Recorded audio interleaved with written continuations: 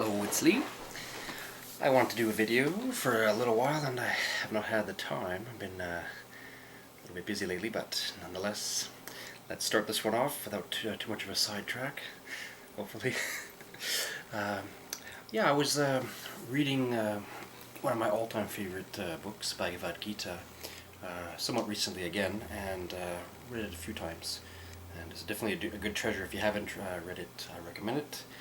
I recommend lots of books to whoever's interested in whatever, but anything along the Hindu and the Buddhist path, and those are just names, but if you're, for simplicity, highly recommended, best of the best, and really truly pacifying and gentle. I like it a lot. So I was thinking about a theme that had been on and off in my life, thoughts, and perhaps you've had it for yourself too, thinking about all the activities, the human activities that we do, and a lot of the times it seems like, a lot of busyness, a lot of hectic things happening, lots to do, too much to do, and sometimes the opposite, seems like nothing to do. We can all have boring days, quiet days, and then we end up being, because especially in this modern age, so-called, being very overstimulated, and when we have a moment or two, and saying, oh, what am I supposed to do? I should be doing something. I gotta be doing something. I should be engaging in something. Keep the mind busy, keep the emotions bubbly, whatever the case may be, right? So, a similar theme for many people's lives, but when I was in my 20s, particularly early 20s and mid-20s, I often didn't, when I had time off, when I had nothing to do, I would just like to take big long walks, just think, internal dialogue, philosophy, what is life, and all that kind of stuff. I did it a lot, and for the overall objective of, soul improvement, and I was thinking about others and where they are in their path and those kind of things, and still to the day, the same things, and many of us question a lot of things, and I was often thinking about that, for all the things we're doing, for all the time seems short, all this multiple responsibilities and or pleasure as well as work kind of thing. So the things we engage ourselves in our leisure or for our livelihood, working to make money and all that, and a lot of it seems like it's just so much, and just to get so little back. Meaning, like I was thinking of 9 to 5, Monday to Friday type of life, or everybody has different schedules, but I was thinking about that.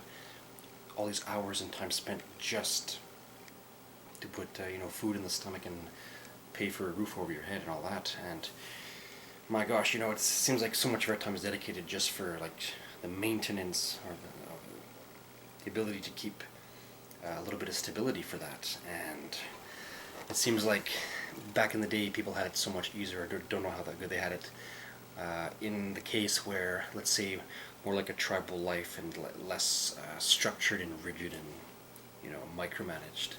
I'm always someone that's very against micromanagement. I think we're going through a weird period right now. It's going to get to a good point, maybe get to a nice beautiful new age, but I was thinking the in-between periods are the part where like you can see a bit of the road, the destination's coming, but the road ahead looks a little, oh, we have to endure this, we have to suffer this.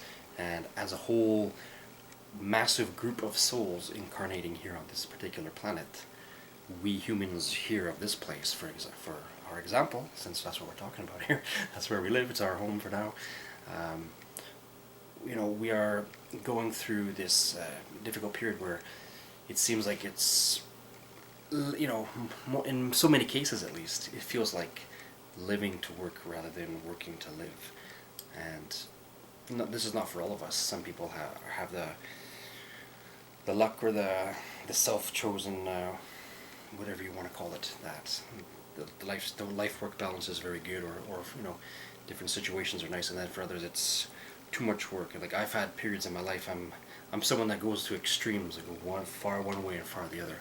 I've had years on and off of not doing much at all because I just I consider myself a philosopher, or existentialist, if you want to call it that, as are many of you. Just, what's reality? Trying to find the spirit life and all that, and what things are. sorted out, and then having to, okay, well, even though I want to, like saying to ourselves, for example, even though I want to improve myself, now I have to do all these things. So all of these activities that we're engaging in constantly, and humanity is in a tug of war right now, in the sense of, I mean, it always has been, but trying to get to a goal of an enlightenment, a global enlightenment would be wonderful.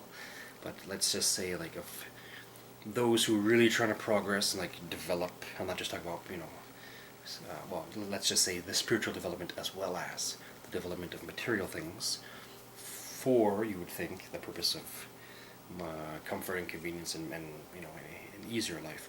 And now it seems we're in a strange period where the things that we've been inventing and doing and all this has been more, at least to me it seems in a lot of cases, more of a stumbling block rather than something creating leisure. Like we have, my friend was saying that at my coworker at work was saying that now these days we have smartphones for dumb people, and it's true, meaning to say all these gadgets and things and the things that are supposed to make it easier for us, and then we've neglected the spirit life, we've neglected soul development. I'm not saying each one of us individually, but as a group of entities incarnating here, we don't have our, I would say at least, our priorities always in the right place.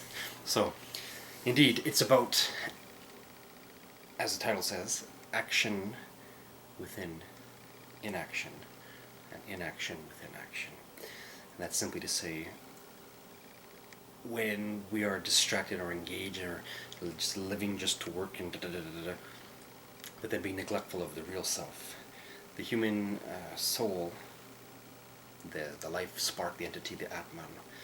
This Atman is Brahman, all different names we like to call it, but the soul spark, that is our true self, which is intricately and ultimately linked and is but an extension of the great source, the great isness, the great self-being, whatever we would like to call it. We have different preferences.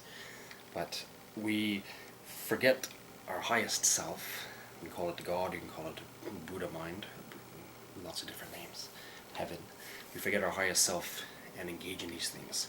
We actually chose to leave perfection, to learn and relearn all sorts of things, because the great cycle of life, the cosmic universal multiverse universe is always doing a cycle and spirals, and like kind of like a wash cycle and a dry cycle, maybe. Even call it like that. But that is, my jokes aside, but that actually is the reality, and it's not something to enforce or to preach. It's just, it comes to be uncovered and unveiled. We each do it in our own time and realize it is indeed the truth. And that's for each person to discover for themselves. Go for it, I recommend it. And with that awareness, then we say, okay, so everything is kind of where it should be, because we are safe. The highest self is absolutely untouchable, indestructible. And the trials that we're going through, they're always temporary. We have to meditate, I recommend it, to think about the permanent and the impermanent. And when we're getting all our shorts in a knot or all up in a tussle, getting angry and upset and sad. But as Siddhartha, the Buddha, pointed out, that, and actually many sages before him even, but he put it in very nice words, is to say, all of the things we're getting upset about and being under duress and stress, they're all only based on the temporary. No one is stressed and duressed and all this kind of thing based upon something that's permanent. Meaning to say, like, the ultimate soul self-spark, whatever we like to call it, the memory of that which we are, is safe and comforting, and is, okay, that's the eternal is, if you want to call it that, and that's where we lie. We lie not dormant, but as if dreaming, and then coming out from that, and then incarnating here and going into a 3D experience and all sorts of things like this. But really, and that's why they called, if you want to call it the God, the great Brahman, the great, whatever you like to call it, is the ultimate enjoyer of all things, because it's experiencing all things in all time, everywhere right now, omnipresent, omni-nowness. And then with our ignorances and our conditionings that we accepted before we left, so, okay, I'll fall into the mud to relearn and to reappreciate and to just be an individual for a long length of time, many, many, many, many lifetimes. and then, wow, we're getting upset over these temporary things, the impermanence. We're always only can be upset on the impermanence, and then again, looking at all these activities. So back to my point is that so I was watching that today. I took a small break at work, and then opened the door, looked outside, and then there's where I work, there's a highway really close by, and so I was just watching cars, vroom, vroom, vroom, vroom, vroom, vroom, vroom, vroom. And I had laughed, and I just said, because I'm stuck in it too. We all have to, survive, right? Keep the body alive, do what we have to do, eat, sleep, have a bed, whatever. And then I was thinking, oh man, all that fast pace, all that vroom, vroom, vroom, vroom, all those millions of people, and well, where I live, maybe not millions, hundreds of thousands. And I was just thinking, wow, all that fast pace and rushing and all this, just to eat and just to have a roof. I mean, it's it's madness. But indeed, as the old saying goes, we are indeed a soul entity having a human experience. So this is what we're doing, and this is where we are. But yeah, I just want to put that out there. I'll keep trying to keep the video short. I was just thinking about that, and when I recommend that to people, if you're feeling stressed or troubled or doubtful, fearful, in pain, worried about the future, and don't like your life situation right now. Hey, I've been there too many times, all the above, and I'm just thinking, take a step back, realize that most of the hubbub, while it seems like a lot of activity, a lot of action, it really is inaction, meaning it's not, for soul development, it's not permanent, it's just, well, maybe ultimately it is, whatever people are doing, it's leading towards their, we each have to find our own path to get back to the greatness, the great entity, if you want to call it that. So yeah, it's not exactly a waste of time, but I'm just saying, a lot of the things we do is a lot of inaction, even though it seems like a lot of action. It seems busy, but it's really not much going on. And it's common, and that's the thing. With our big egos, and I've been guilty many times, but with our big egos and our this, that, and the other, then we think, oh, it's poor me, it's just me happening, it's happening too. No, you don't know how bad my story is, but you know what, that's all rubbish, because everybody is experiencing things, and everybody's experiencing joys. It comes and goes. The karma that we have, the life experiences that we need to go through, that we chose to go through. Even when I cuss myself, like I'm an extreme guy. I'm like the typical, just for myself, and perhaps some of you are like that. I'm like as was some of the old Japanese Buddhist samurais were described, and probably that is one of my past lives, because I definitely am strong with Buddhism, but I also have the warrior side that I'm embarrassed of sometimes. But I can be, just make a long story short, I can be very calm. I'll be the most zen guy you'll ever meet, and then I can sometimes be really quick to anger and just be surprised at myself. Wow, why did I flare up like that? So then berate myself, bad boy. I'm not talking about beating people up. I don't hurt people and nothing like that. I'm just saying, like, just flared this surge of anger. Whoa, where did it come from? That's so embarrassing. So relax. But that is the whole point, is where we branch off from the great self in order to find the great self again that we are, and then to say, now I have proper self-governance, proper self-responsibility. Then, as it is said in Hinduism and Buddhism, now I'm at the stage where there's no one to teach me the philosophy and the steps of things, because now, now I can correct myself, and so that's the levels that we go through, and where we're trying to get back to is ultimate self-responsibility. You don't have to have a god or an angel or a devil accusing or attacking or judging. It's just, you get to that level. I mean, and all those, it can exist, absolutely, many gods, many things, but it's to get to the level of enlightenment and self-awareness and say, yes. So that is, the title wasn't exactly just for what I was saying in this video, but it's to get to that level of, you find the great action even within the inaction of doing nothing, for example, or just being still. And that's what I'm trying to say. I said it in a bad way, but to still us, the glory and the secret of the meditation is just to still yourself and find the now. Calm everything down, quieten the outside world. We're always obsessed with the external.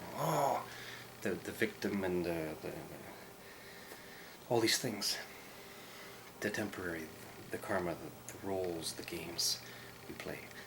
But to quieten all that down, say, when I'm not engaged in that, I am, as the Christ was identifying with. One of the old names for one of the gods' names, the I am. The Om. See, I am and Om, even though different languages, but it's similar, and that's for a reason actually. It's kind of a cute little high-level link for the wise.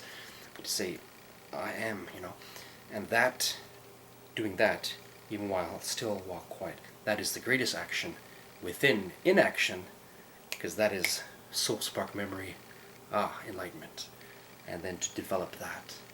And then once we have the awareness of that, then we can put away our faults and try to challenge ourselves and stop saying it's out there, what's wrong. What's in here is what's wrong. When we fix that, then everything's understood. Okay, so that's them on their journey. How do I act and react to it? What action do I do? What inaction do I do? That's all I'm trying to say for this video, my friends. God bless. Namaste. Wish you the best. And I really sincerely do wish you the best in your self-development. And be as busy as you want, be as not busy as you wish. As long as happiness and progress is happening, you will be automatically, by default, finding happiness, knowing that you are going somewhere. You're going into development, into your own growth. Because to consciously slow ourselves down or do bad things, that's a bad level of ignorance and insanity. We have to, be careful of those things. But wish you well, and we'll talk soon. Take care.